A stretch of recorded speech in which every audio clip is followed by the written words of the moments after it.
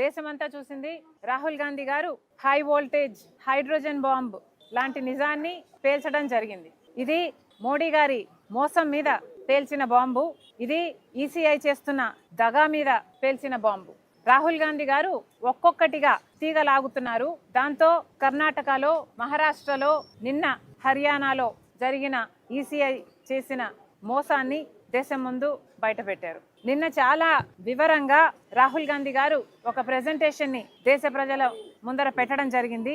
దాంట్లో హర్యానాలో 25 లక్షల ఓట్లని ఈసీఐ బీజేపీకి అనుకూలంగా అవుట్కమ్ మారడానికి ఒక దగా చేసినట్టు రాహుల్ గాంధీ గారు దేశం ముందు ఈ నగ్న సత్యాన్ని పెట్టడం జరిగింది.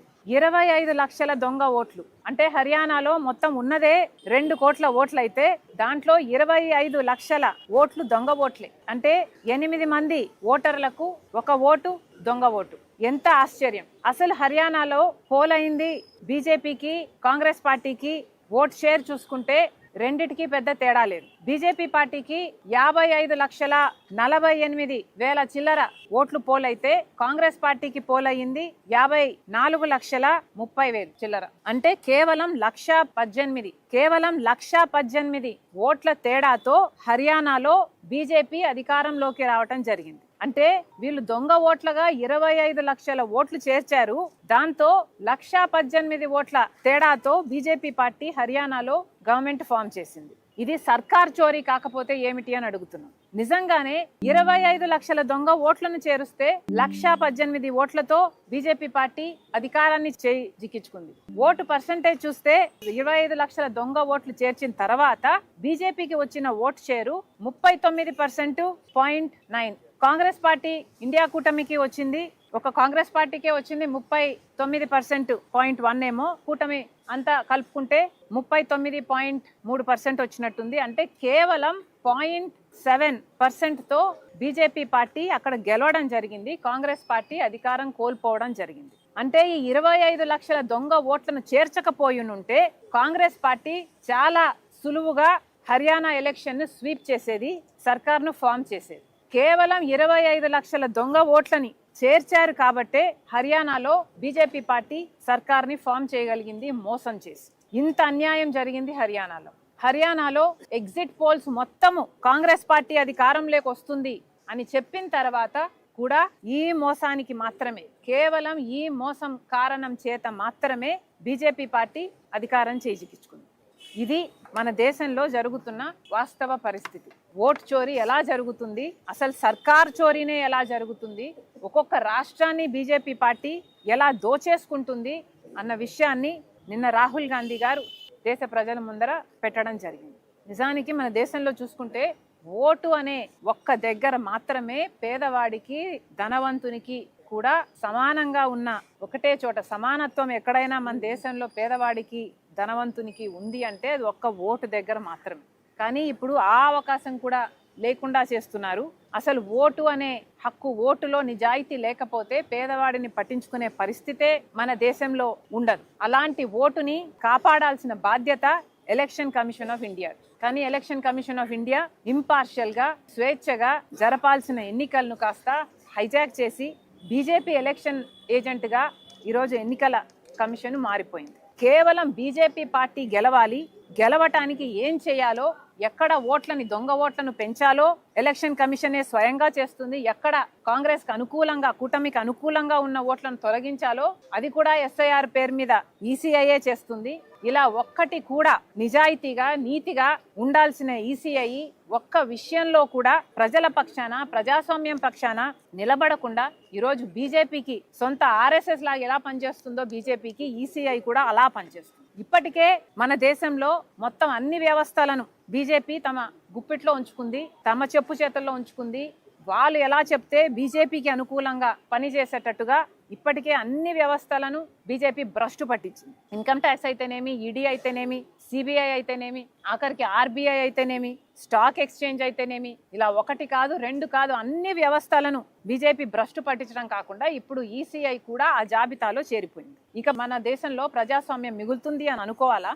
ఇలా ఒక్కొక్క చోట ఓట్ చోరీ జరుగుతూ, సర్కార్ చోరీ జరుగుతూ పోతే ఇక మన దేశంలో అసలు ఈ రాజ్యాంగం మిగులుతుందా?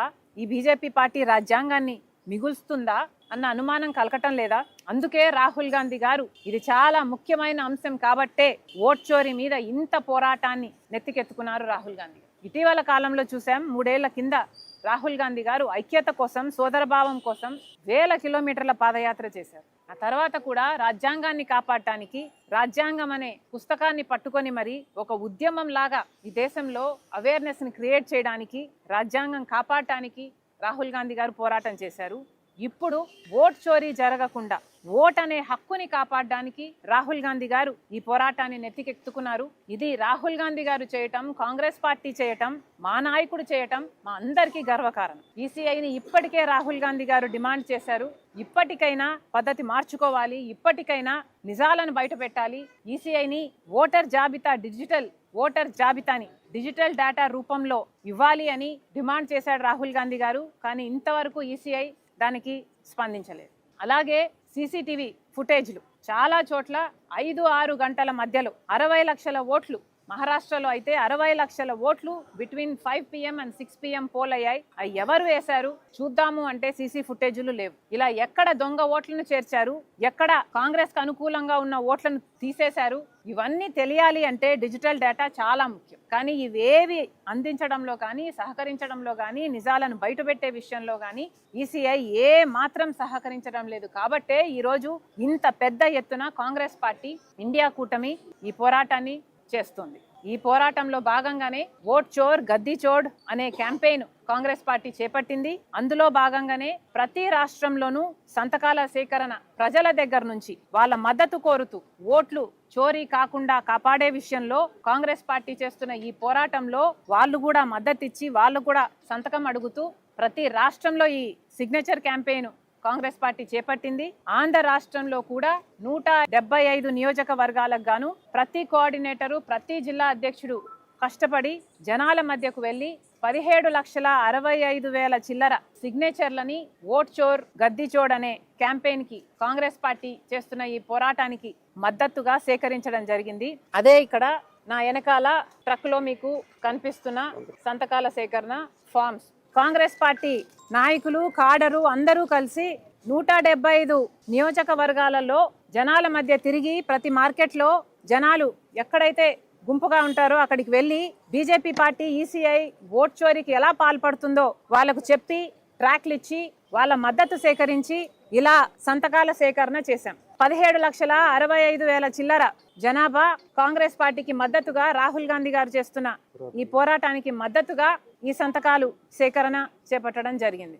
ఇవన్నీ కలిపి ఈ ట్రక్ నిండా అయ్యాయి. ఇవన్నీ కూడా మేము ఢిల్లీకి పంపుతున్నాము. ఈ నవంబర్ చివరిన రామ్లీలా మైదాన్లో ఒక సభలో అన్ని రాష్ట్రాలకు చెందిన సంతకాల సేకరణ అక్కడ సేకరించడం జరుగుతుంది. దాని తర్వాత అవన్నీ కూడా ప్రెసిడెంట్ ఆఫ్ ఇండియాకి ఇవ్వడం జరుగుతుంది. ఈ పోరాటం ఆగదు. ఈ పోరాటం కానీ ప్రజలకు సంబంధించిన ఏ పోరాటమైనా రాహుల్ గాంధీ గారి నాయకత్వంలో కాంగ్రెస్ పార్టీ చేస్తూనే ఉంటుంది అని మరొక్కసారి దేశ ప్రజలకు, రాష్ట్ర ప్రజలకు విన్నవించుకుంటున్నాం.